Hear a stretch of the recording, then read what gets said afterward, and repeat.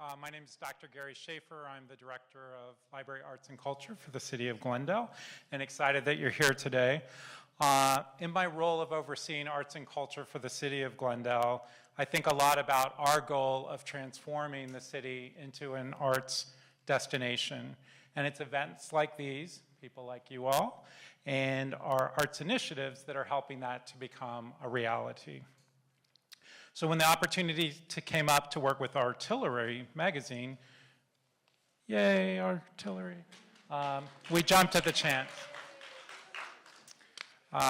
We also jumped because this event gives us the opportunity to share a conversation about the Black diaspora and the arts. For Glendale Library Arts and Culture, inclusion, diversity, equity, and anti-racism, which we use the acronym IDEA, I-D-E-A, are core values of our strategic plan, and part of putting those values into action for us every day is elevating the stories of Black, Indigenous, and people of color. In fact, on Saturday, February 25th, so that's 4 Saturdays from today, mark your calendars, we will be hosting the Be the Change, IDEA Book Festival, which will celebrate diverse voices in reading with author talks, local bookstores and publishers, food trucks, because everyone loves food trucks, and other activities for all ages. So we hope you'll join us. As you should have heard, Chance the Rapper is ill today, and he will be unable to attend, and we wish him well and a speedy recovery. But I did want to share that, he has talked about getting his start at the Harold Washington Main Library in downtown Chicago, recording his first mixtape at its Youth and Media Center, known as U Media, and performing at open mics. I was in Chicago for the opening of U Media. I think he was 15 or 16 years old at the time. They say if you build it, they will come. And as we work in libraries, we never know the impact that what we do is going to have. I started a program back in Brooklyn Library in the 2000s. I have no idea if a future senator or president's gone through it. They open U Media. The next day, Chance walks in, and you know what the rest of the story and what happens. But this is the opportunity we want to give to all kids. So we love this chance to bring arts and libraries together where they belong. And again, we want to thank our panelists today and our Artillery partners. I'll pass the mic to Tulsa Kinney, editor of Artillery, for introductions and discussions.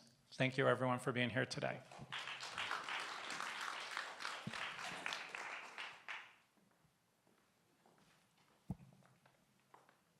I'm not checking for text or anything right now.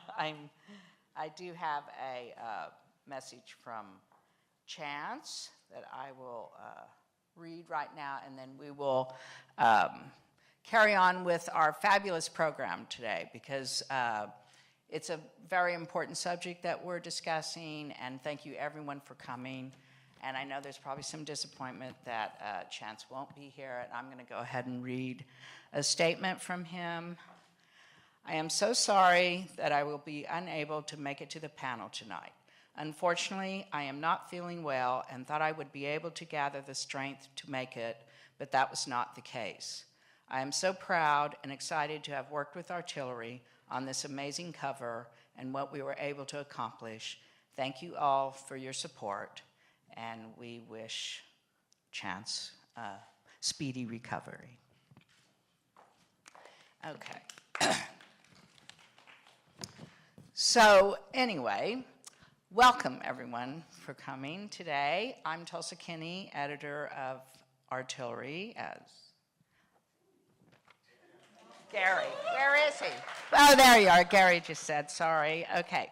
So, thank you for coming to today's event, our panel discussion on the Black diaspora emerging. The theme explored in our current issue of Artillery, which you'll find on the table over there. So please, everyone, take a complimentary copy before you leave.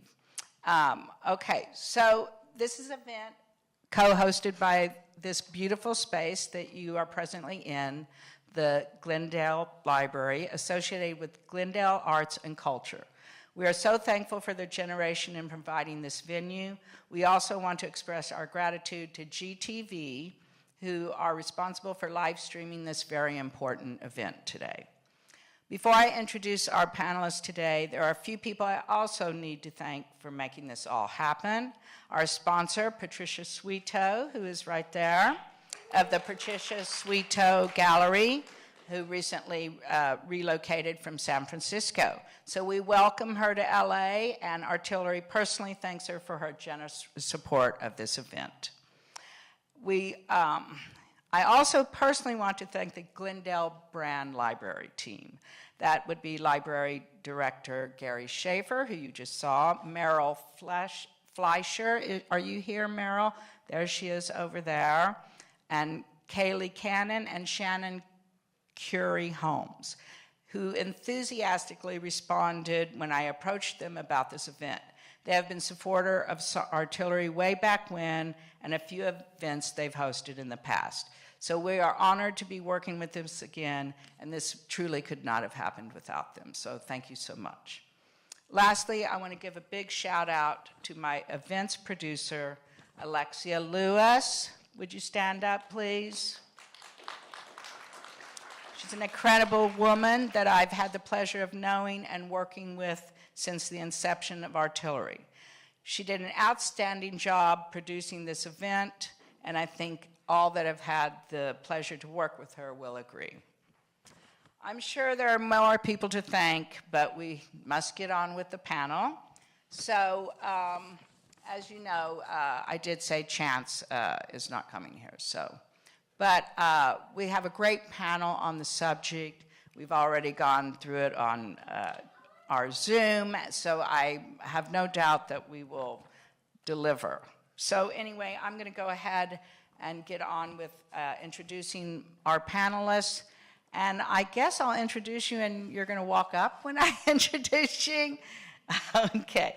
All right. I'm going to go ahead and start with Donnell Alexander, who did interview Chance for this, for the issue.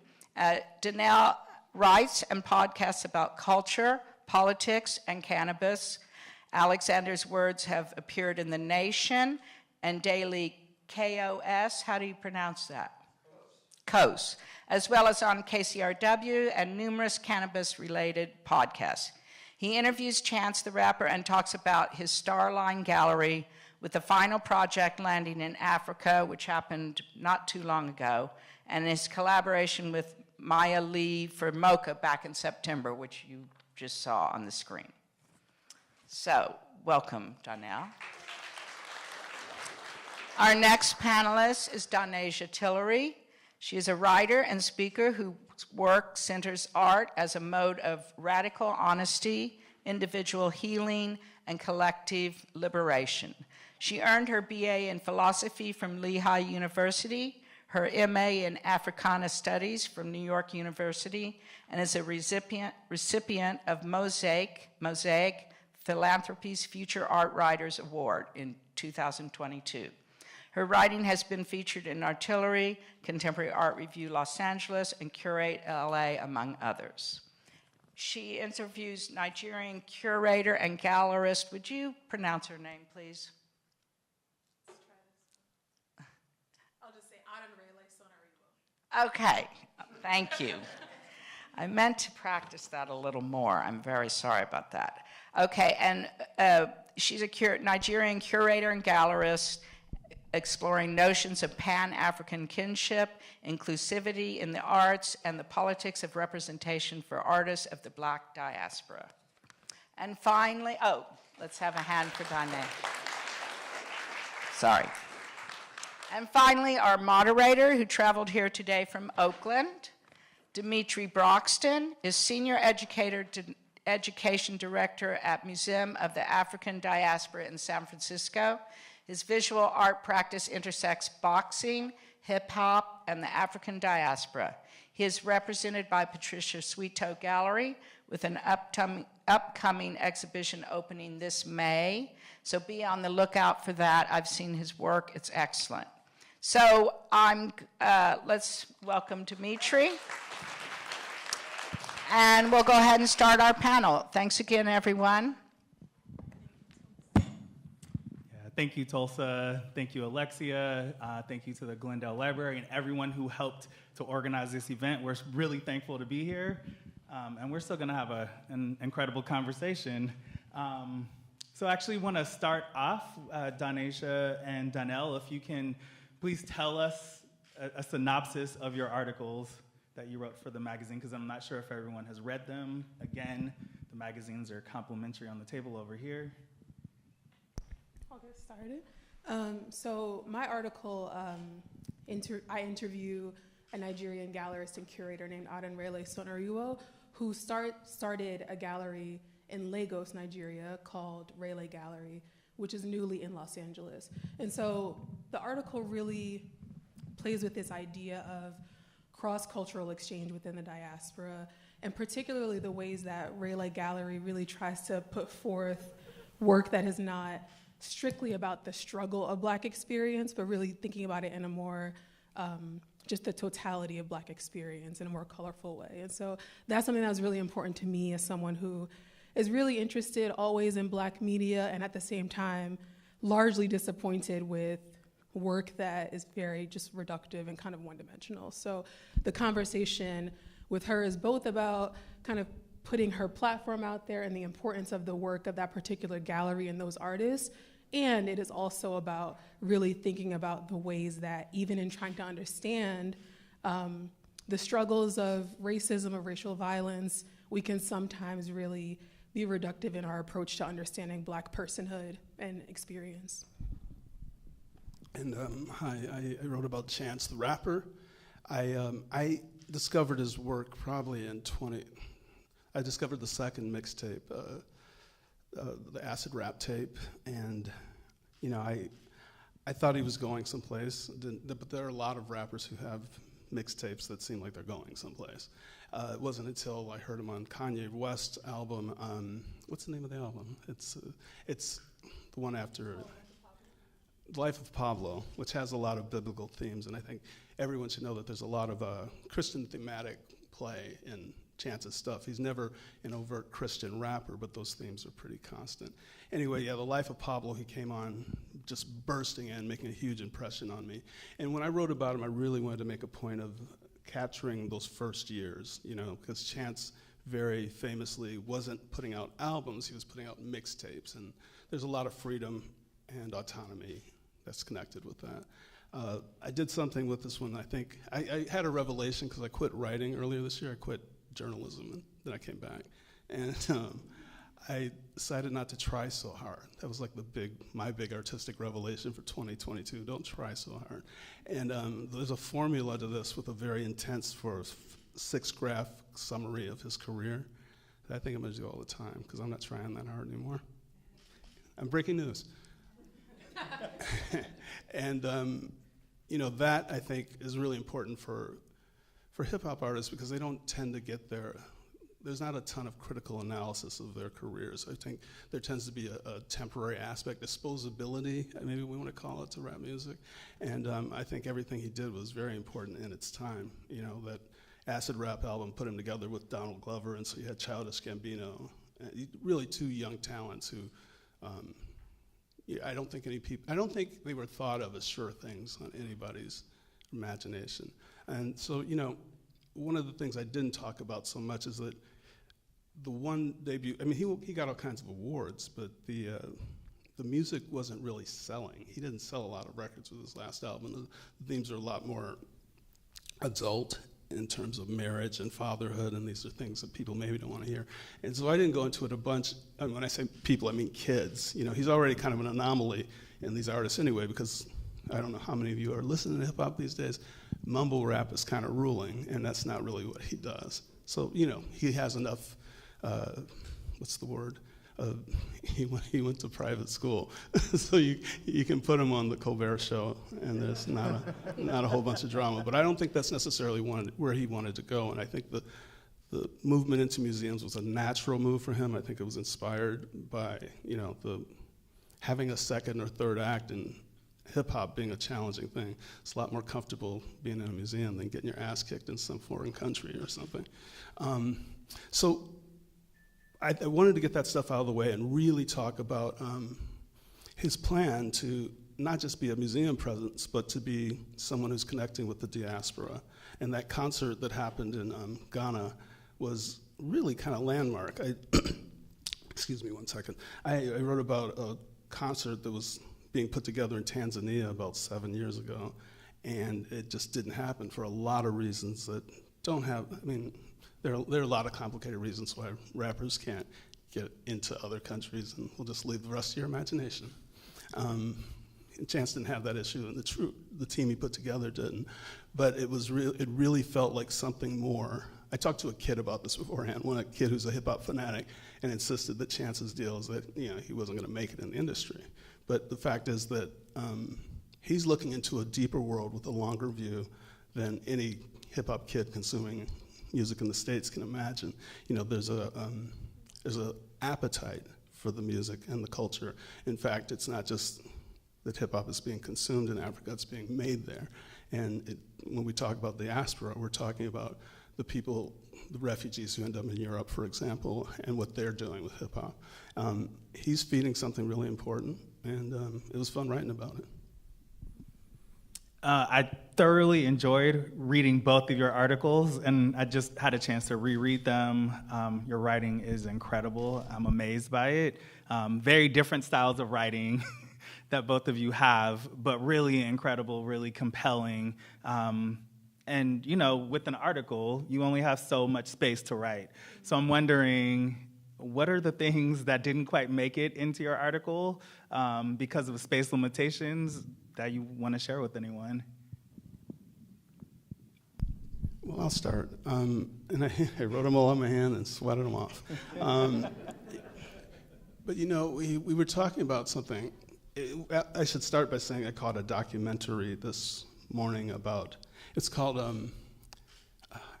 Blaxploitation, and it's about black actors in Italy trying to find their place, and I was thinking about this thing that Chance was going on about in terms of us not knowing enough about not just Africa, but geography and the world to really connect up. And that's something else he was trying to serve by showing Africa as a place you can go. It's just not as American black people. I mean, I think it's fair to say that most Americans still have a pretty warped idea about what Africa is. Mm-hmm. And it's not just us, but our black artists and people's inability to actually think about what's going on in other cultures, because what's going on with those Italian actors 5 years ago, they're fighting struggles that we were fighting here in the 70s, and it's important to augment our experience by brushing up against others. Yeah, I think in that same vein, a lot of what we discuss is kind of similar, where Adanrele, who comes from a business background, took really huge professional and financial risks in trying to pursue a career as a gallerist. And what was really interesting in talking to her was just seeing both how the struggle for her as a black woman to be taken seriously within the art world was similar to things that I had experienced, and also really particular in terms of her coming from, as a continental African, as a Nigerian woman. And one of the things that she talks about kind of rings true in terms of what you're discussing, Donnell, in terms of just this way that she often felt the need to kind of speak to those stereotypes, right? I'm thinking of, there's an interview with a Nigerian author a couple years back where Chimamanda Adichie, where she talks about how, in her attempts to be a writer, so often publishers would say to her, but this isn't African enough. I want to see Africa, right? But it's well, what does that actually mean? And so the way that in trying to celebrate Nigerian artists, and particularly African artists, Adanrele was really dealing with that kind of backlash of trying to speak to a really nuanced reality and the nuanced realities that these artists are speaking to, and at the same time attempting to appease a market that wants a really particular idea of what Africa is that maybe actually isn't reflected in the lived experience of these artists. So yeah, that's something that has really stuck with me about that conversation. And just in general what it means to create work that ultimately has to produce capital and the kinds of market-driven influences that are always in that conversation, regardless of how authentic or unmitigated you want them to be. It kind of is just the reality. So that for me is about her story, but really is about the story of marginalized artists in general and what it means to kind of break into these scenes. So both of you are bringing up these really potent points, right? Our perceptions of Africa on one hand, and also the perception of what it is to be an artist from the continent or an artist of the African diaspora, whether that be an African-derived person, or descended person in Europe or South America, the Caribbean, the United States. So I'm going to ask you a broad question right now. Feel free to answer it in from whatever direction you feel more comfortable. What is Blackness in art? What is an indicator? How do you know when you're looking at a piece that you're looking at Black art? What does it need to contain? There's this thing that happened to me last week. It happened last week, and I have to share it because I was watching the Lakers, and I was up north where they don't watch the Lakers. And there's this TV that nobody was using, and I turned on the game, and everyone looked like the center Wenyan Gabriel. Any Laker fans here? Wenyan Gabriel he's from the Sudan, so I had to go back behind the television set and turn up the brightness a little bit because everybody looked like him. As I started turning up the brightness, I saw LeBron, obviously, but then Juan Toscano Anderson, who came up through Mexico, and I was like, they're getting pretty close. They had Dennis Schroeder, the point guard from Germany. He's like one of the best players in Germany. And Juan Toscano Anderson's like a local favorite, even though he never plays. And then they picked up Rui Hachimura. So they have one of the handful, the only Black Japanese player in the league. And when watching these guys coalesce, I was like, this is the fucking diaspora on this court, and you don't see it that much. But what I thought is that this is what the moment that we're having here is happening. It's like a kind of, turning up the brightness on this range of Blackness, And Austin, what's his name, didn't play, so that's a really inside joke here. I think that I went and looked to the African Union. We talked a little bit about the African Union, an organization that works to promote commerce in the continent. Mm-hmm. And they count 7 regions. 6 of them are 6 regions, and the 7th is the diaspora, because it's a resource that they think, especially when you look at what Chance is doing, and a lot of actually other businesses are doing, they're thinking of people who've gone away and can bring these resources back. It's a really big possible bunch of resources. And just to get to the point finally, it's not just Black people making stuff. I think you have to be of African descent and be in conversation with other works, your contemporaries. That's my definition of Black art. This is a question that I feel like I've been trying to answer all my life. And haven't arrived at. And I think that's because ultimately there isn't a definitive answer. And at the same time, I think that there are traces of particular experiences that are identifiably Black. The way that I tend to think of a diaspora is that if you systematically strip a people of language, religion, traditions, a homeland, then those kind of tangible things, particularly geographical things that would connect a community, are no longer accessible. And so now people are connecting in ways that are intangible, right? Connecting on what like a cultural theorist, Raymond Williams, would call a structure of feeling. So there are certain experiences, I'm sure today, with uprisings in Memphis, that we can speak to the ways that witnessing that for a Black person is just necessarily different from any other person.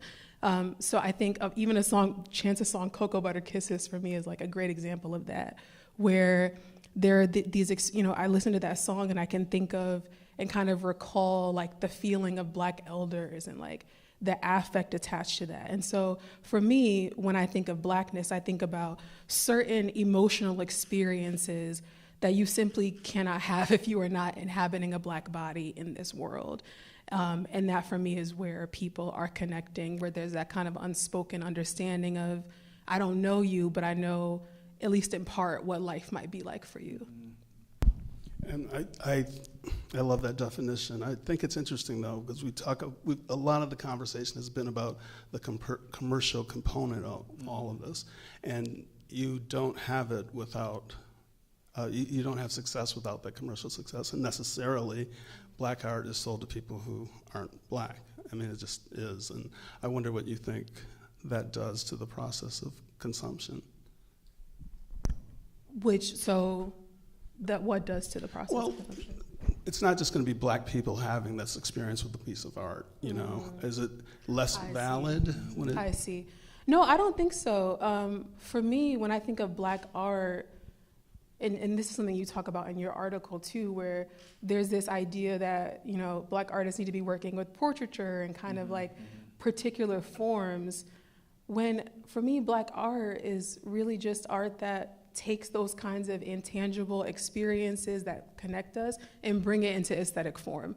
So, and this is something, again, that I was really trying to accomplish in writing about Lehigh Gallery, where, you know, they have these shows that are about like technology and futurism and are not about like the ways that I struggle today. And I don't mean to be dismissive of that. Like, that is so important, particularly in the moment that we're living in. And at the same time, I don't know. I don't think it's as simple as speaking to like political strife, right? I think it's really about how is it that I'm going to take these experiences that I'm having and give them language, whether it's through music, writing, visual arts, et cetera. Yeah, we were having a conversation on the Zoom call about a storyline on this show called Flatbush Misdemeanors, where a kid's going to a fellowship, a young Black man, and his fellowship advisor is asking why his painting isn't more authentic, because he's drawing a landscape with ducks in the foreground. why don't you have something more ancestral? And you know, he's kind of enduring it, but without spoiling. Well, it's pop art, you don't care. Of course, there's a there is an incentive toward bending toward what the advisor wants. I've had this with editors, you know, I just want to get out of there.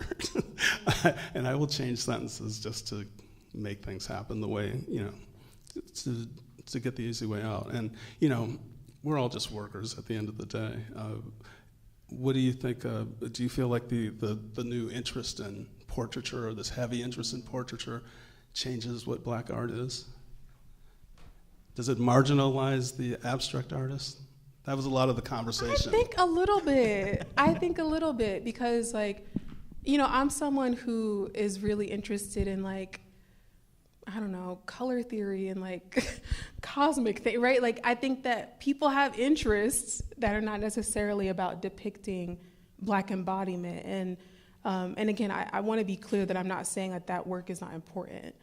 And at the same time, I just feel like, okay. At the same time, I just feel like it is really dehumanizing to ask people to constantly relive, to make legible experiences that are not really speaking to, like, their actual life, right? Like, we have relationships and parents and, like, interests and hobbies, and so I think that what progress might look like is to always, of course, understand that the representation of Black bodies, and not just Black men's bodies, but many, many Black bodies, is important to the conversation. And also, I just feel like there's a certain suppression of creative impulse and creative drive if you're always having to be a teacher, you know. Yeah, I want to bring up. I just one thing. Just because I had the thought this morning that an event like this, if we were doing it in Texas or in Florida, library might catch guff for this happening. So the thought is that all the black abstract artists should move to Florida and Texas, take care of the market and efficiency, and because the people will really want that stuff. And I also, I also wonder, back to the point I was making about like trying to give experience language through visual art. I don't think that all abstraction is the same either, right? Like I think that there's a way that you can witness Blackness, you can witness culture, even in forms that are not necessarily overtly Black. But I think that also requires a level of like intellectual and artistic nuance, and I don't know if we're there yet collectively. Yeah. So yeah, I mean, kind of speaking to that point, this last couple of years, following on the heels of the murder of George Floyd, was, that's what it was, has also come with this fervor in the art market. We see museums that have traditionally really never shown Black art now always having Black artists. Galleries are now constantly hanging Black, art on their walls.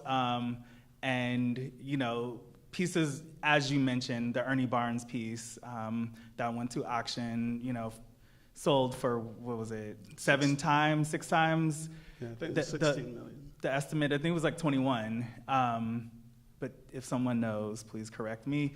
But exorbitantly high rates. So what is this just a moment that we're in because everyone's waking up to this consciousness that, oh, we haven't been including Black voices? Or is this something that you think is here to stay? And kind of on the flip side of that, is the narrative being taken away from the producers of the work? And that last question is pretty good. I can't answer that. But I can tell you that being compensated and recognized beats the hell out of being invisible and rogue, But I sometimes it feels like, I think it is here to stay, because I personally believe that interest in Black culture, it's basically the patriotism of the 20th century. I'm sorry, that's just what I believe. And I think that one of the reasons we have so much trouble with the CRT people is it is their last stand, and they fear that this is not just a passing thing. Having said that, I do have a sense that it reminds me of like people you see on social media, white people who in their lives their lives are pretty white, but they always have themselves surrounded by Black people in social media. And I was like, I never met these people. What is this? It feels adjacent to that. I don't know how you can account for what the consumption does, the experience, consuming this art does to the experience, whether it somehow diminishes it. I am inclined not to think so, but I'm not an art critic. That's the other thing. I mean, I feel like I could write a whole book on this, and I probably won't, but I just feel like I agree, right? On one hand, it's like, give Black artists, platforms, money, space to create. Like, I'm never someone who thinks in absolutes. So I think that there's some positive to that. The thing I will say, though, is like, there's just a level of performativity that I personally find like really funny. But it may be one of those. Example? I mean, the one that immediately comes to mind is, this is not art world specific, but I think that these dynamics are replicated in the art world. Like when like the congressional Democrats all dressed up in kente cloth and like made a whole production out of kneeling. And I think there was I don't know where this was, but there was another clip of like a multiracial church where sometime in 2020, all of the white members like basically got on the ground and groveled and begged their Black counterparts for forgiveness. And like, these are these spectacles where I'm always like, who and what is this for, right? The way that I tend to think of race and racism in the United States is kind of like, most of my problems in life originate somehow in childhood, right? That like, you can return to and grapple with, but ultimately like formative experiences stay with you. So what are the formative experiences of this nation, right? it's going to take us collectively a lot of therapy, a lot of truth telling to deal with those, and it's not going to happen because you doused yourself in some kente cloth. And so for me, I just feel like, and I'm a writer. I care about words. I care about symbolism. I care about all those things, but I don't think that that is sufficient. I think that symbolism is important with like material, tangible action. So, yeah, I don't even know if I'm saying don't do those things. I'm saying do those things and then what else? Because ultimately for Black people who are still in lethal danger at the hands of the state, like I don't care about seeing Nancy Pelosi, like knelt on the ground. And in fact, when the entire effort becomes like just about that act, it can kind of get as offensive as it is comical. I don't have much to say except that I have to say that I want to hear about well, from your perspective with popular culture as well. I don't just have to talk about traditional fine arts. Yeah. No, I was just thinking about what you're saying, and if you're talking about popular culture, I don't know if we're all thinking about it, but a lot of us are thinking about the 5 cops in Memphis who beat that guy to death. And if we're talking about hip hop culture, and a lot of it is not really discussed because it's all part of the record industry's marketing department, and there's not real journalism about it. But it has changed our consciousness, and the gang mentality has seeped into police departments, and I think we have to talk about that if we're ever going to be a mature society.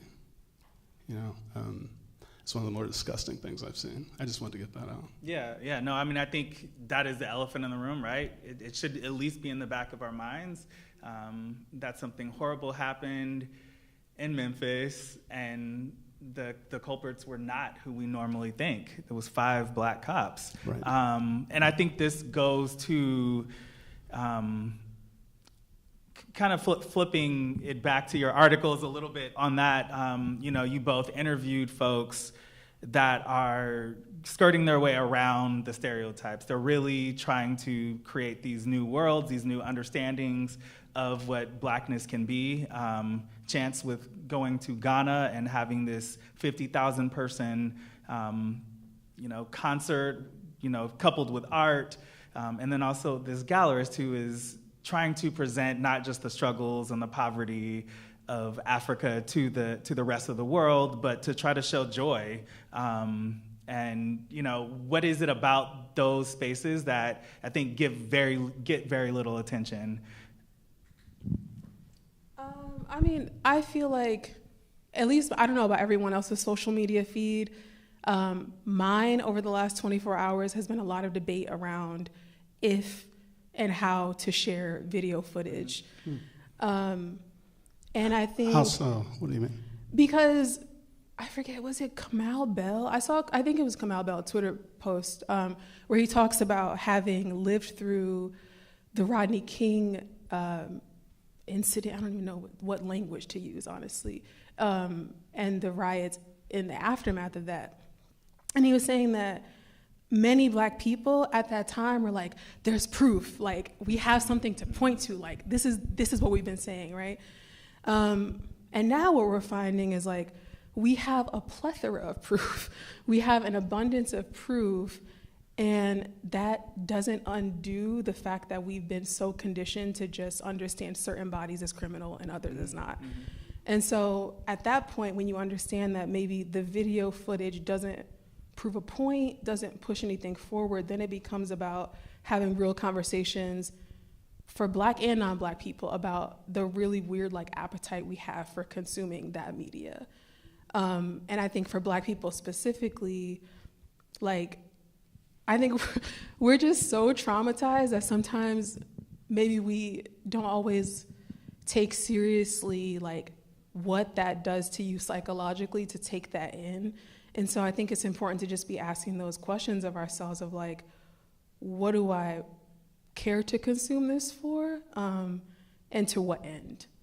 And I think that that's for everyone to decide for themselves. But yeah, I think we're well past now the point of we need something to point to. We know what it is. Well, that's the subject of the film Nope, isn't it? I mean, just about our appetite for spectacle and what it's doing to us. I'm not humble bragging, but I can't watch them. I don't watch the footage of us dying. I'm certainly not trying to watch the one where we're killing ourselves. The last thing because we don't really have to belabor this, do we, is that I feel like people who commit those crimes in behalf of the system that is oppressing them are more worthy of disdain than anybody else. I want to go back to something you said, Donasia. You were talking about abstract art made by Black creators, and what are those qualities that make the work really sing and resonate versus what do you think are the aspects that just make them fall flat? I mean, for me, abstraction is always about, for me personally, like abstraction is important because it gives form to like formless experience, right? Like so much of how we experience the world is just, doesn't always have language. I think that, some people speak that language and some people don't. I can't really speak to what makes it fall flat. I do think, like, back to what we were discussing, that because there is this attempt on the part of art institutions, on the part of really like everyone who has a good reason to feel guilty, there's a desire to be like, we understand the problem, like we get it. And so maybe there isn't the same commercial appeal for a Black artist working in abstraction. But for me, I don't know, it feels like really meaningful work, even if you understand that as like escapism. I don't know, maybe there's reason for escapism based on the realities that we exist in.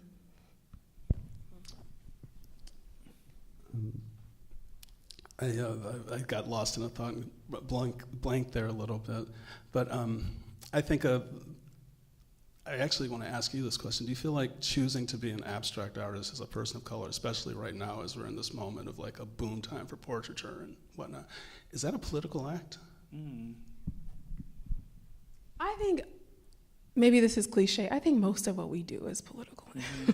I don't think that you can get away from, particularly if you're a Black person, every act being politicized.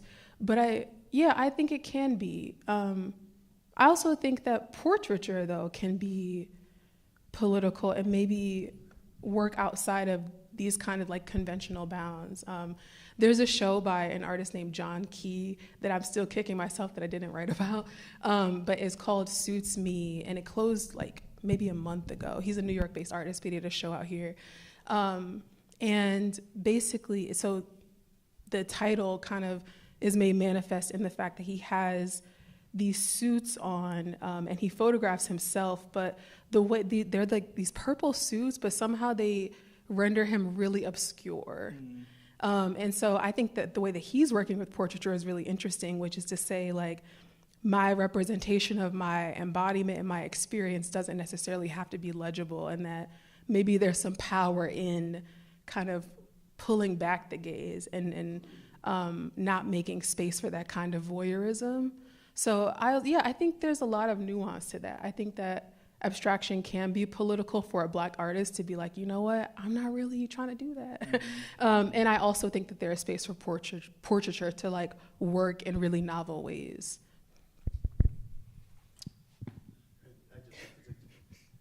Have to dig deeper into that. You used the word voyeurism. Is it an inherent voyeurism if you're not of the tribe? Tribe's not the right word. Maybe. Perhaps.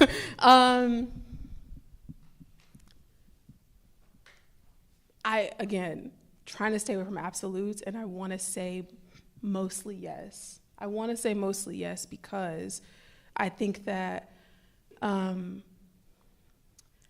Black people, and I can only speak about Black American experience personally, but I would argue globally, even if you think about like continental Africans who weren't stripped of a homeland, but certainly had it infiltrated and colonized, that we understand white people really well. Like, we get it. We were in the house. That's the thing Paul Mooney we would understand. the thing Paul Mooney would always say is, we were in the house. We were in the house. There you go. Is real intimacy in the experience of like having to understand what might tick another person off, and that might actually have lethal consequence for you. So we understand. I think on the flip side, there's a way that Black experience is often cloaked in a lot of mystery. And so there is a way that I think if you're not being really cognizant of the way that you're perceiving the artwork, I wonder if voyeurism is almost default. And I don't think it can't be, I think it can be worked against. I think it can be like consciously worked against. But yeah, I don't think that, I just think that for non-Black people, there is still a lot to learn about what it means to exist as us. But you know, I really, really want to lean on the part where it's important for us to learn about us, you know, because the experience, especially as time changes and social media changes our lives, the internet, we're not that well traveled, and we're not certainly not international in that sense. So it's I think for us to go forward artistically, it can't be too dependent on how white people respond to our work. 100%, 100%. And you know, I think like this conversation about white perception is so about the art world, because it's like, who are the gatekeepers, you know? Sure. But ultimately, I agree with you, and I think this is something I've been thinking about a lot in the wake of my conversation with Adan Rayleigh, and just how, like, I spent a good amount of years really kind of taking like frequent trips to South Africa, and specifically to Cape Town and Johannesburg, and kind of bigger South African cities. And I remember returning one time, and a Black elder asked me a series of really offensive questions about, like, you know, poverty that I had witnessed and this kind of thing, right? And this is someone who didn't have access to like social media, who was taking in American media that really just only represented Africa in one way. I think that what is different now is that, you know, social media has changed a lot. And it almost sounds like a platitude to say that, but it really has, where, you know, the experience that I had where I was like, these are some weird questions I'm getting when I just came back from like a really dynamic global city. And to have people think of that I came from this like archaic place, right? I think that's a little more challenging now to think in that way when you can witness someone in, I don't know, Cameroon, like, and what they're doing this morning, right? And like, there's a different kind of intimacy that I think we have been able to reach through social media that I think can be really productive in terms of just like a diasporic consciousness that is not as weighed down by those kinds of perceptions. Yeah, but I completely agree. Yeah. I'm gonna ask you both about what you're working on right now. What's coming up? And I'm especially curious to know, because I hear you're doing an article on Henry Taylor. Yeah, I'm doing something for Tillery right now on Henry Taylor. We just had some maneuvering beside the stage to make sure it happens the way we want it to happen. But if you don't know, Henry Taylor has a show at MoCA called B-Side, and I really suggest you see it. And I've been reading this article about Kehinde Wiley, a portraitist who's amazing, but so different from Henry Taylor. It just makes me think I'm just glad we live in this world where there's this range, you know.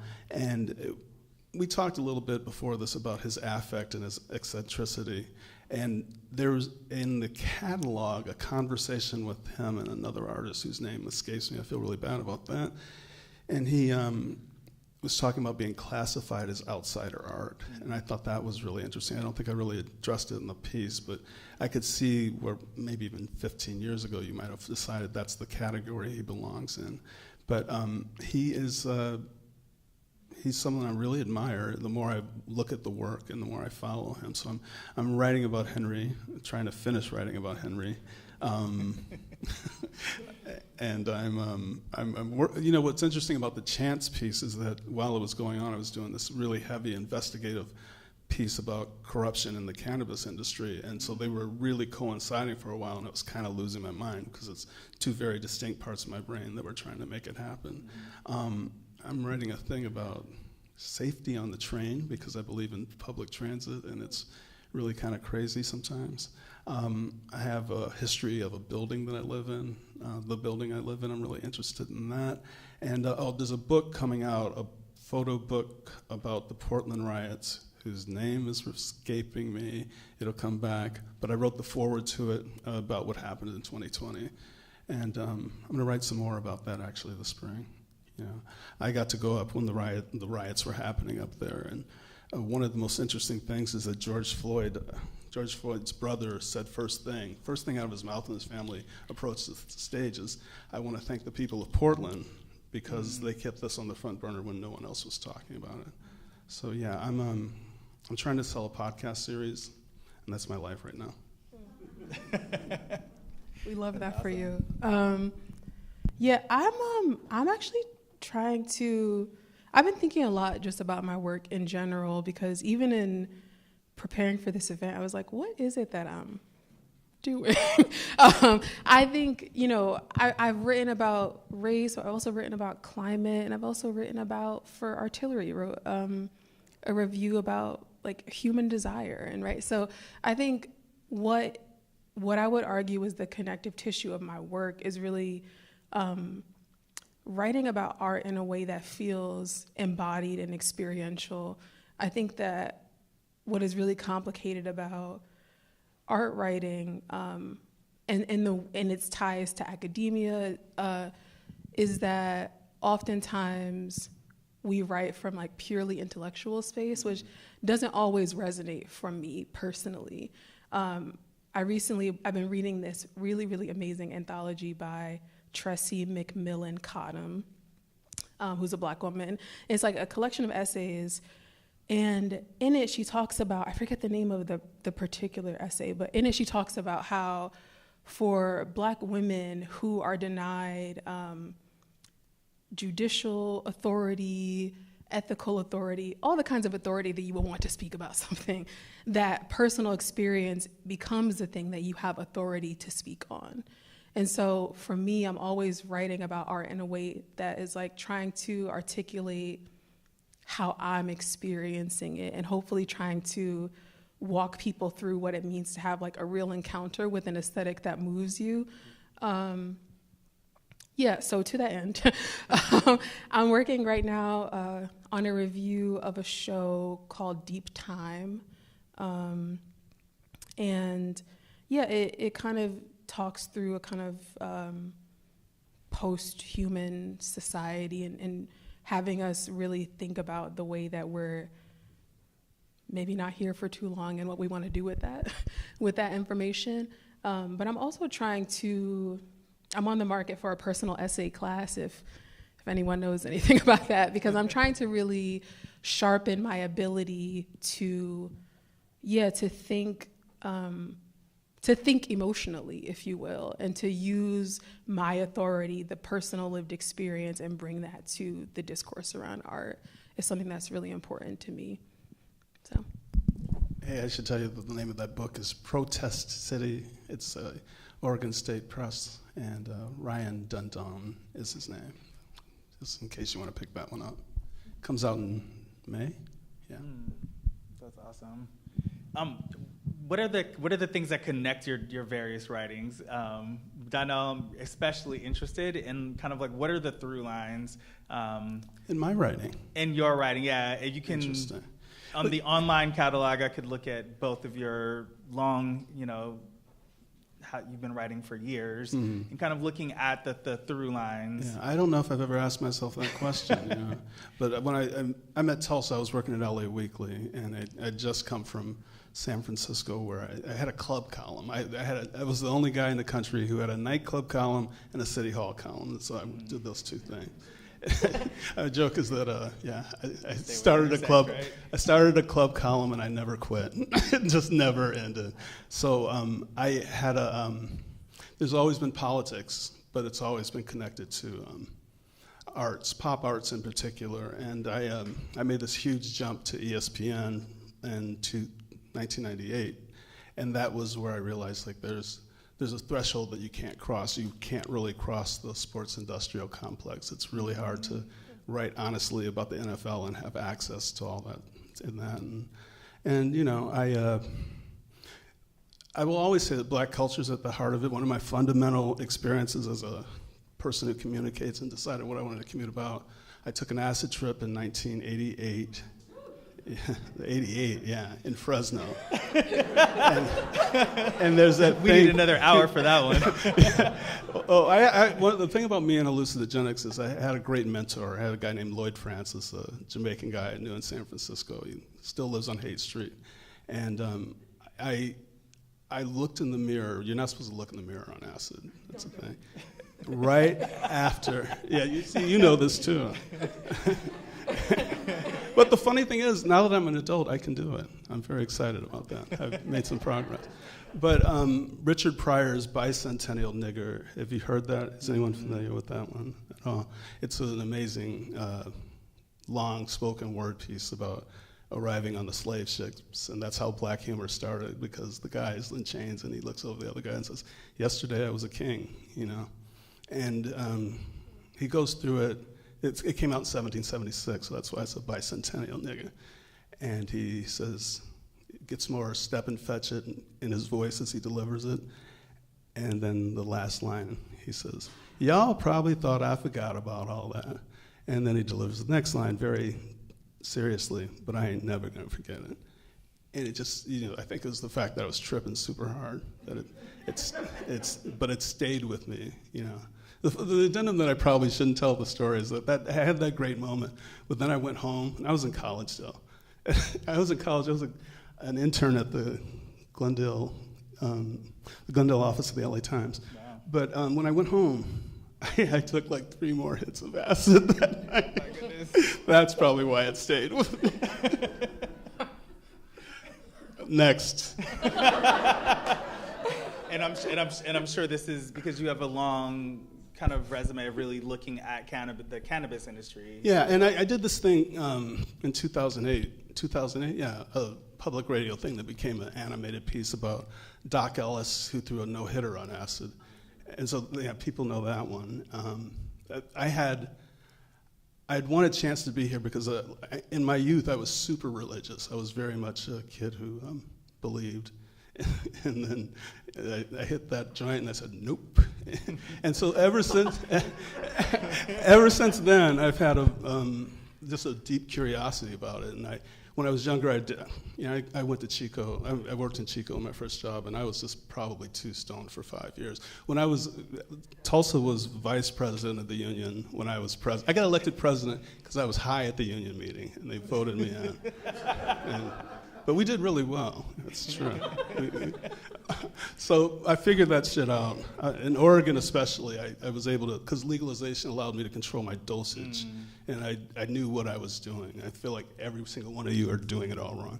Unless there's someone in here, I'll look the guy in the back. No, you're doing it all wrong. But now that I can do it right, I'm a lot more effective. And I definitely try to write about it, whether it's going to the gym, using it, because people focus on THC, and there are 150 other cannabinoids in that drug that all do different things. And the more we learn about it, the better a tool it is. It always seems fun, but I was saying to Demetri that I'm reading Insurance Journal and all these documents when I'm working on pot stuff, but people think I'm just fucking around. Yeah. And what about you, Donasia? The kind of the through lines. I honestly, first of all, I just want to say thank you for sharing all of that. Cause I'm here for a religious experience always. I feel like it may be cliche to say, but I really am always just looking for work that moves me and work that moves me in such a way that I can articulate it in an attempt to move someone else. And so that's why I was saying, you know, I've written about so many different topics, but ultimately, yeah, I'm interested in work that has like real like affective heft, if you will. One of the things I'm really hoping to start to do is just write in, you know, Tulsa was the first person to publish me in LA. And like, yeah. And yeah, and such a pivotal moment for me to be able to use words to talk about art. And you know, I started out writing like 300 word reviews and then 500 word reviews and then 8, right? And so like moving into longer form is something I'm really hoping to do. I think just to speak in more expansive ways. And also to start to write about different art forms. Like I'm really interested in writing about film or writing about, right, like really a more expansive understanding of the visual arts. I don't know if anyone's watched the show Severance on Apple TV. Game changer. Like somebody's got to publish me writing about that. Because I think, yeah, I mean, just last night I went to see a performance by my dear friend Serena Caffrey, who does a lot of does performance art around extractive capitalism and kind of eco-fascism and just the ways that we treat the earth and our own bodies as a resource. So it really is a mixed bag for me, but ultimately I think that we're living in really pivotal times, and I'm looking for work that I can to speak to and hopefully help us navigate that in the most humane ways possible. That's awesome. We're gonna now switch over to questions from our audience. Yes, thank you, Demetri, so much. Thank you, Demetri. Thank you, Donasia. Thank you, Donnell. Thanks, everyone, for coming. So, questions and answers from the audience going on until we end at 5:30. And I think he was first and then second and third, so I'm going to go that way. And what I was saying before is I'm going to be kind of Ricky Laking it about. And I'm just going to come up to you, and Demetri will kind of, you know, be the go-between. So if we could get your name and your question. John Seeley. I'm going to try and write about this for Artillery.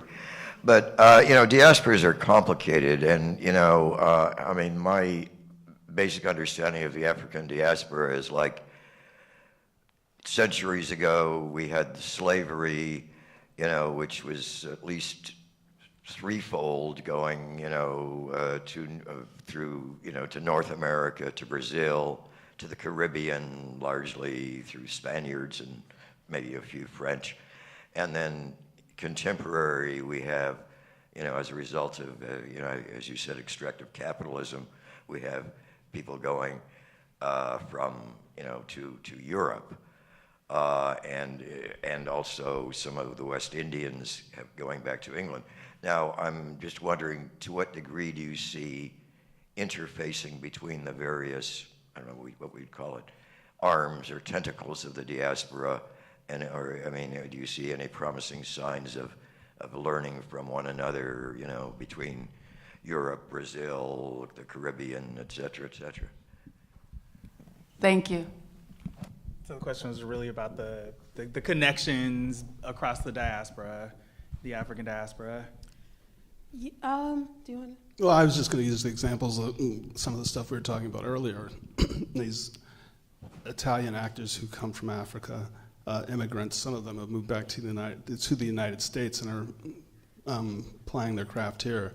It's not an art example, but in my Lakers example earlier, I love how these players invent things that go to Europe and then they come back differently. It's almost like rock and roll 70 years ago. God, we're old. Yeah, it happens. I don't know so much in fashion that it's an issue, or in the art world how the influences are felt, but I see it among people. Yeah, I definitely think so. For me, I think something that I'm definitely, admittedly, someone who's getting a lot of news from social media, so bear with me. But I do think that I'm really, really interested in kind of just like clocking the shifts in the zeitgeist. And social media for me is one of the ways that I do that. And one of the things that I find really interesting is in the last couple of years, there's been like a really expansive conversation around these questions of ancestry, around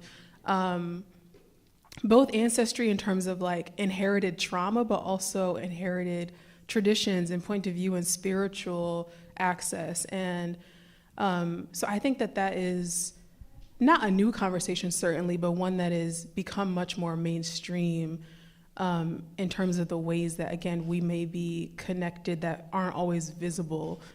And I think, again, like, you know, I've been listening to Afro beats. Shout out to this amazing Nigerian singer, Ira Star. Like, I've been playing that album nonstop. Like, I wouldn't have access to that without the internet, without the kinds of conversations that are happening around diaspora in South America, globally, really.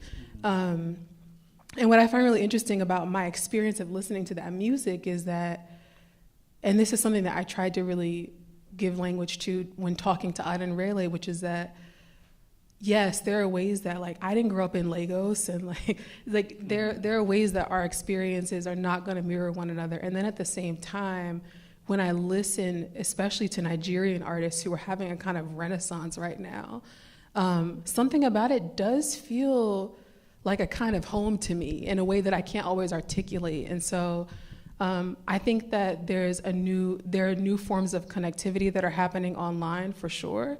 And I also think that just access to artwork from around the world does speak to kind of like ancestral ties, if you will. If I can add, I think, I don't follow it closely, but the world of food seems to be showing a lot more interest in specific food traditions in Africa, the countries that have the reputations. It's akin to, I was thinking earlier, like when we were talking about people's new interest in art among the hip hop scene,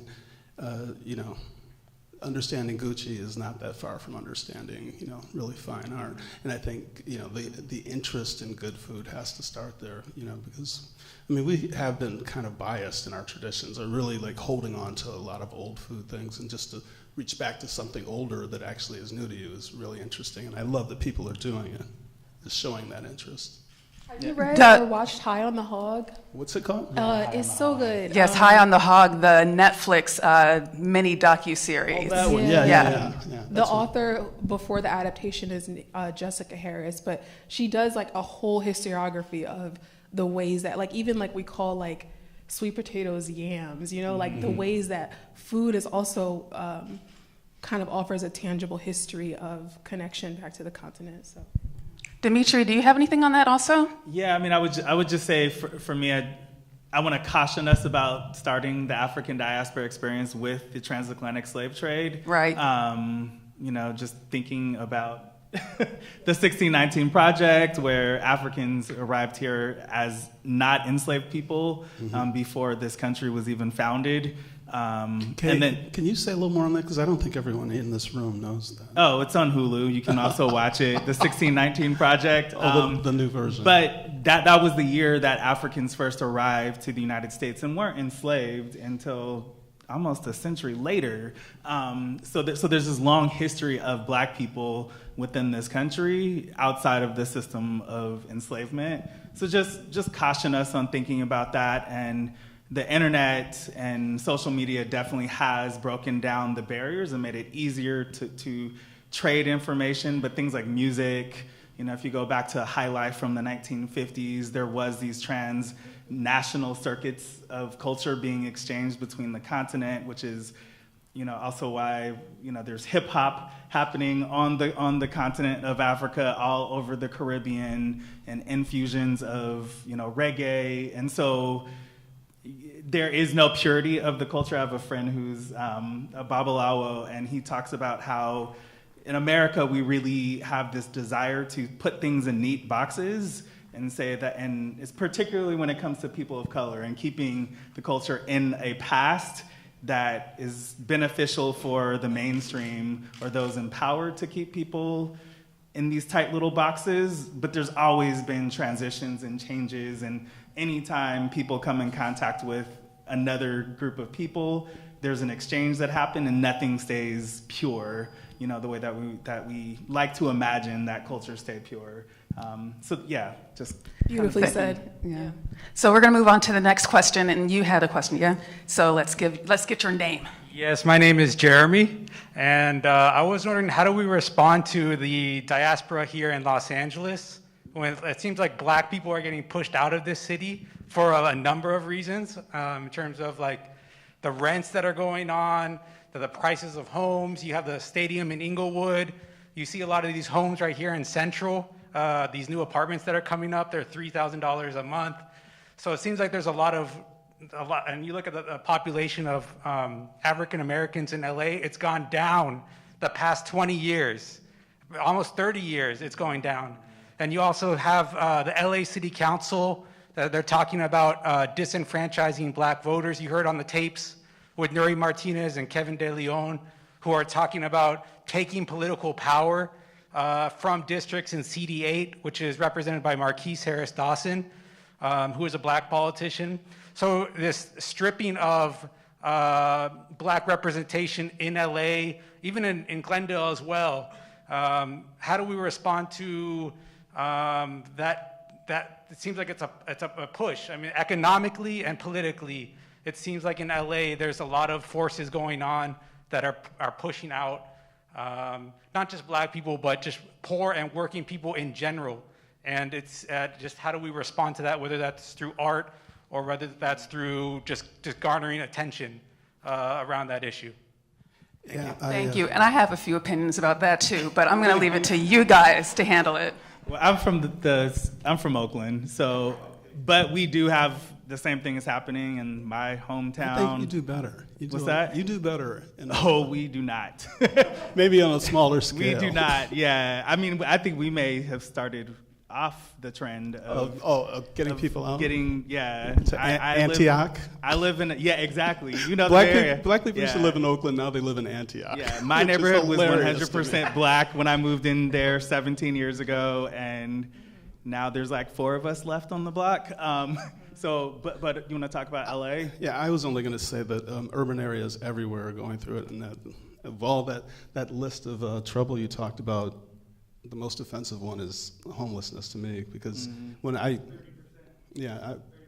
only 30, because I live near Skid Row and it's black, you know, and there's this phenomenon, I just don't hear it talked about enough. If I go to the gym at 5:30 in the morning, and is it this way on BART? There are like 25 black men sleeping on the train, and we just act like that's not happening. I take it as the ultimate fuck you. We don't give a shit about what slavery did to you. We're just gonna let you sleep on the train. Yep.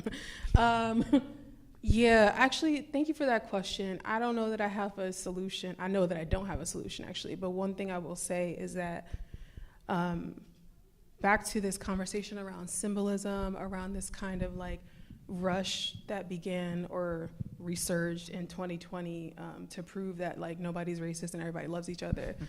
I think that one of the things that I'm just going to speak about this particular society that we have not been able to honestly reckon with is that anti-blackness, that racism is not just about like you said something mean to your black coworker or someone said something to you, right? It's not solely, and I appreciate that we understand microaggressions now, but it's not just about like interpersonal interaction.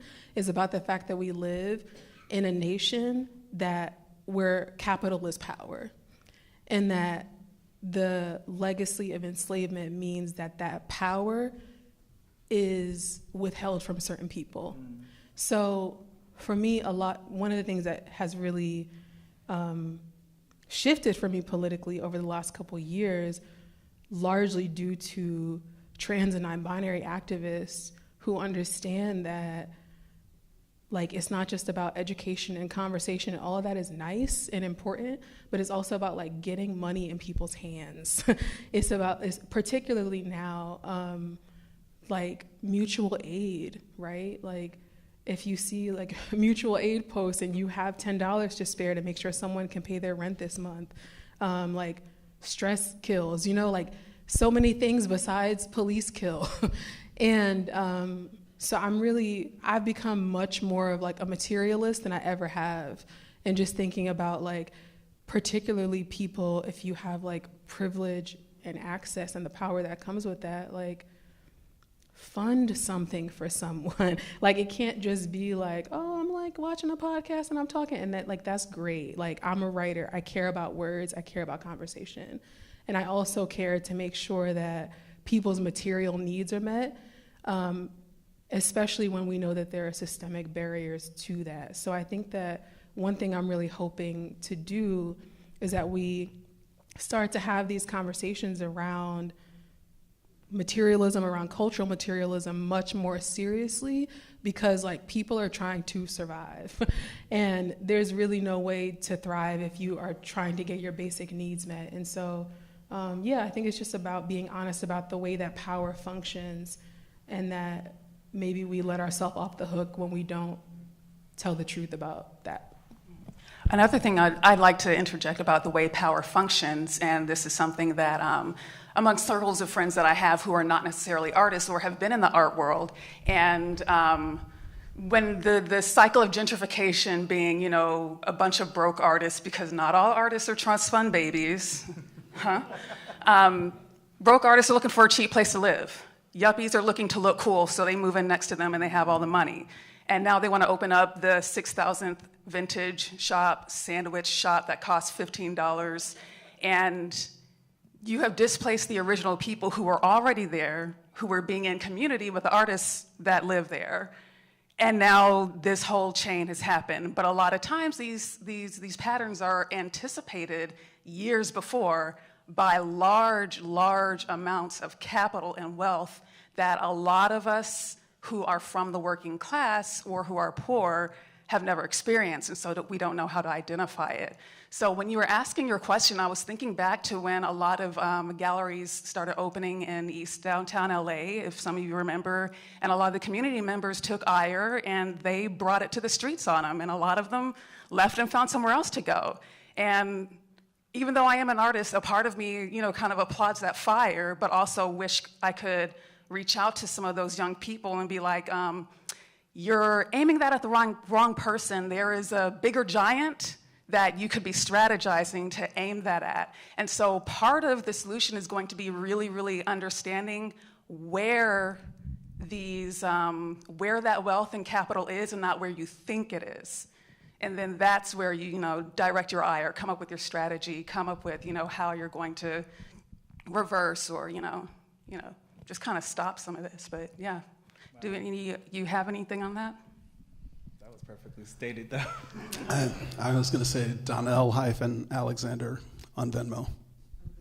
Here we go. You heard it here first. We're all black people are going to give out their cash apps by the end of the night. We got some reparations.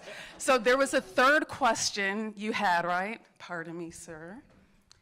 And if you could state your name also. Sure. Thank you. Yeah, my name's Eugene. I was thinking that a while back I stopped reading about artists that I like because I think the things I was reading, the books I was reading, were kind of in the voice of the person who writes about the art, the expert. And not enough of the voice of the artist was coming through, right? So I'm curious about, maybe my question is, do the artists that you write about or interact with write themselves? Or is there a need for them to write, beyond the artist statement and that sort of thing, and doing their work itself? Is there a role for artists writing in order to inform what you might write about? Does that make sense? Yeah. Well, Thank you for that. Yeah. I was just thinking about my friend, a friend RJ just wrote this book about Chuck Berry, and just in terms of like that voice, he's not trying to assume his voice, but he's trying to capture it. That's a massive task. And I was thinking about my Henry Taylor piece, just because it's super fresh in my mind, I didn't have this opportunity to interact with him. I haven't yet had the opportunity to interact with him, if you want to get behind the curtains of this. And it plays different than it does when you have someone like Chance, you know, because he knows his story pretty well. He can articulate it. He doesn't know everything about his story, but he has that, and there's an opportunity. Of course, artists, we read as told to stories all the time, and they work, you know, but I think readers prefer a dynamic where there's kind of a back and forth and not just one person's perspective on what they do. But I think it's two different disciplines, really. Mm-hmm. You know, the as told to artist is really a unique kind of journalist, in my opinion. I think that's really interesting because, yeah, you're right. Like, I've been thinking a lot just in my own work around the distinction between coverage and criticism, right? And how there's a lot of coverage of like what's going on in LA or wherever, but criticism is about taking a particular point of view and kind of expanding upon that. I guess I haven't seen too much of, I definitely have talked to artists after I've reviewed them and things, but I haven't seen too much of that in terms of like a forum. I think I'd be really interested in it. One of the ways that comes up for me is I really enjoy interviewing artists. And so those are spaces where I think that we can really get into those conversations around like the intention of the work, their process, what brought them to those things. But yeah, I don't know. I think that is, that's something I would be interested to read, but I don't see a lot of it, if I'm being honest. Are you saying that you feel like the writers don't get the voice of the artists you're speaking about? I think it might be a little bit of playing the role of critic sometimes, or some editorializing or speculation based on legitimate research. But then I get moments where I'm like, well, did you ask the artist? The artist is still alive. Did you ask them? Yeah.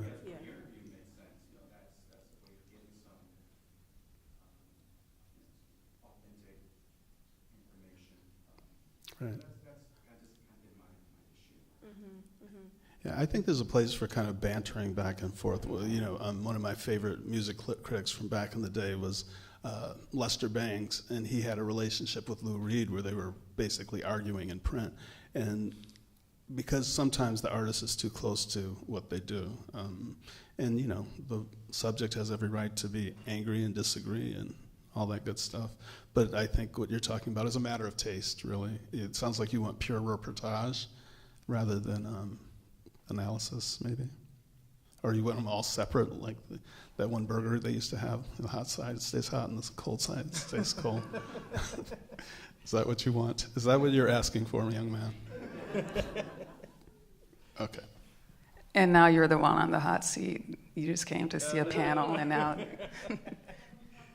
We just have one more question. We have time for maybe 2 more questions, but one more question starting with right here.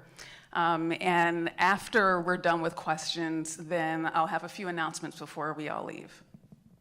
Your name? My name is Vincent Cunningham. I'm an architectural designer and public interest designer, born and raised in the south side of Chicago, currently operating here in LA.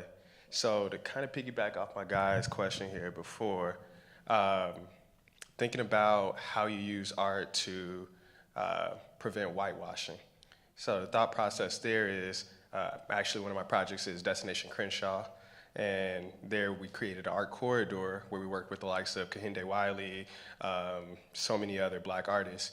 With that being said, how do you find art at public art and public art installations as a way to prevent whitewashing, help gentrification, for example, or even civil rights efforts, for example, the Black Lives Matter murals that go up and down the streets in so many different cities. How do you think that really affects or harms, helps or harms our culture or the Black diaspora? Thank you. Coming in hot. Yeah, I actually was thinking about this a lot when reading your article. There's that quote that Chance has about that like exclusivity is a part of Right. The arts? I don't know. I maybe I think he said exclusivity is a point of fine arts. Thank you. And I've been thinking about that so much because I think it forces us to ask the question, okay, if we're talking about inclusivity, what does it mean to witness talent, to witness a point of view, which are necessary for an artist, that are not still being measured against a white paradigm? I don't have I ain't got the answers. But for me personally, I think a lot of this, I've been joking a lot lately that millennials just can't stop talking about therapy, but I do think that a lot of this is about really honest, intentional self-work, about being able to say I am indoctrinated into anti-Blackness, and that is coloring how I see everything.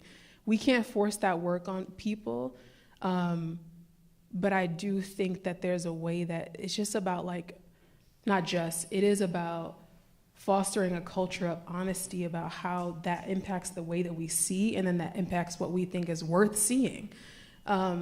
So I'm really interested in having political conversations that are also about kind of emotional conversations, and just saying, the way that we measure things is still in the language of white supremacy. And I think that that is really challenging when I was listening to an interview of Viola Davis roundtable, where she was talking about, she is an actress and I think a producer of The Woman King. And she was talking about just the amount of fight she had to do to make sure that this story that was about Black women spoke to every audience, right?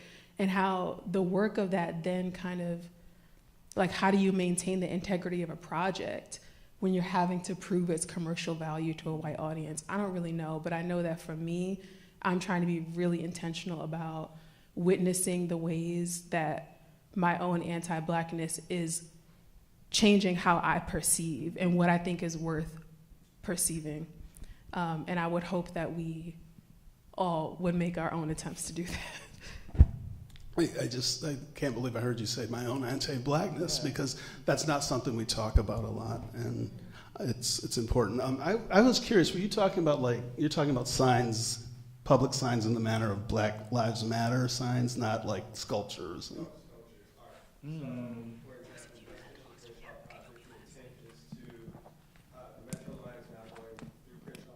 Which potentially could erase the culture that is Crenshaw Boulevard. So the thought process there is injecting Black art and Black design to eliminate or prevent that whitewash. So the concept is how you take Black art and Black sculpture and use that as a methodology to maintain our culture in areas where we might lose our identity. Yeah. I just want to quickly also say that, again, I want everybody to get their money. I'm not saying don't seek out gallery representation or any of that. But I do think that when it comes to kind of these activist efforts like this, it may be important to exercise a willingness to not receive certain accolades, right? Or to not. What do you mean? I mean that if, for example, your work is quite literally disrupting a capitalist project of pushing Black people out of a space, everybody's not going to be down for that, right? And so I do think that, and this is a question for everyone to decide for themselves, but I do think that maybe there also has to be a conversation around are we seeking legitimacy and access and a seat at the table, quote unquote, or are we seeking work that is actually trying to protect us and push culture forward? And that there are times where that will be those two things will be incompatible. And I do think that artwork that is really specifically trying to stop gentrification efforts, for example, may have to contend with the fact that that's not always going to be marketable, and maybe that's not the goal always. I'm gonna push a little bit against that idea, because I do think, especially you coming from South Side of Chicago, and it's another area that I was shocked the last time I went there to see that is being gentrified. It was like, that should be the last, I would think that was the last stronghold. But I think in so many ways, public art and just the statement of we are here, or kind of like Chance said, we out here in the article, needs to happen so that folks, when they step into a space, they understand where they're at. I have a friend who's working on an architectural project in Leimert Park, and there is also a similar idea of really making it very, very Black, undeniably Black, because the area is subject to so much change through the gentrification process. You've got to have some symbols for the folks who remain to let them know that we are still here. We still do have a seat at this table within our neighborhood. So I commend you for that. And it sounds like you're working with world-class, Kehinde Wiley, the most respected. Yeah, no, when you said his name, I'm like, ooh, he is doing it. He really is. Doing it huge on an international scale at that, being the first person, really, I think in modern times, to connect the continent of Africa to its diaspora through his Black Rock project. So, I see those, and I'm thinking about the Wall of Heroes in Chicago also, and just these statements as change starts to come in for folks to be like, this is ours, this is our space. So yeah, good job on that, and I hope it stays, and I hope it doesn't get whitewashed, over time. So we are kind of at time, but I really, really want to sneak in this last question. It's going to be the best question ever, right?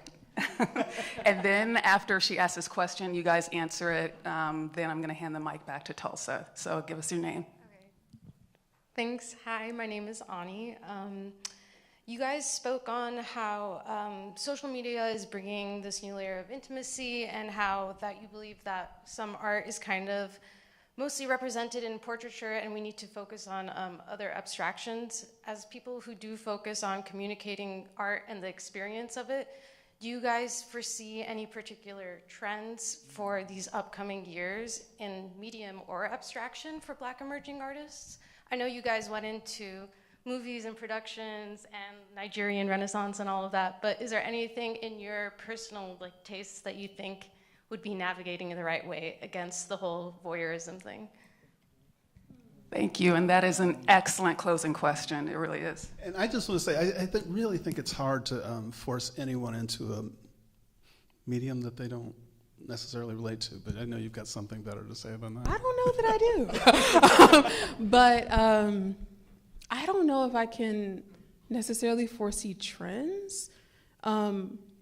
Outside of this one thing, I do think that I've been so excited to see the global rise of African musicians. For me, it feels like something really important has shifted in the zeitgeist, where we're understanding the continent of Africa and the people who are from there as not only spaces of extraction or of a kind of prehistoric conception that we tend to have, at least here. And so for me, I don't know where that's gonna go, but I'm so excited.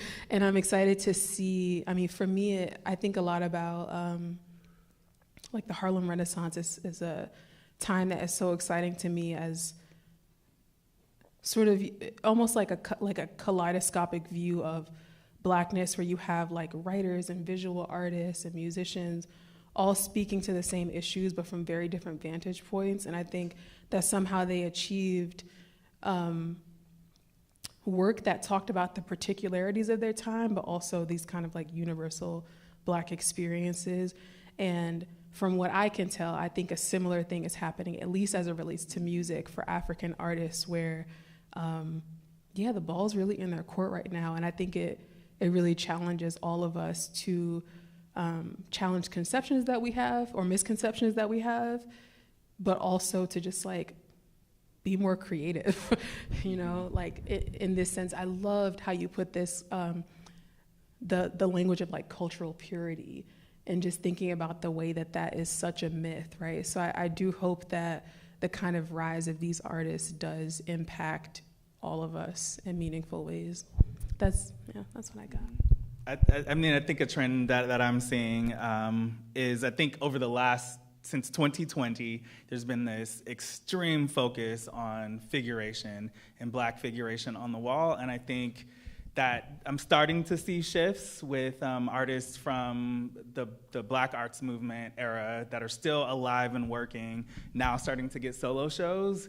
Artists like Mary Lovelace O'Neill, who is a female abstract artist who didn't sell work for like since the 60s, where she was making this really profound work.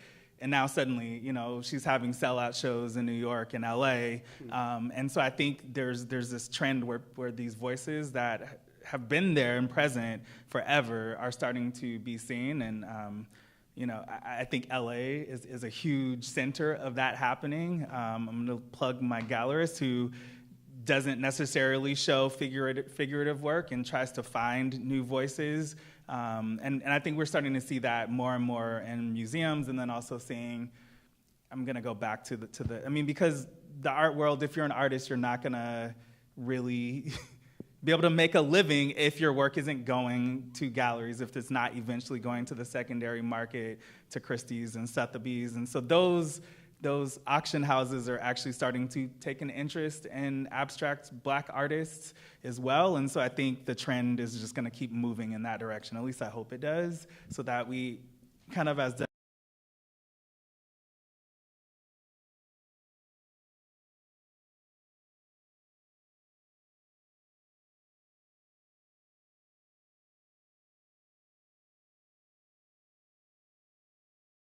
style that's really taking hold, and, you know, have this fuller, rounder sense of what the Black experience is.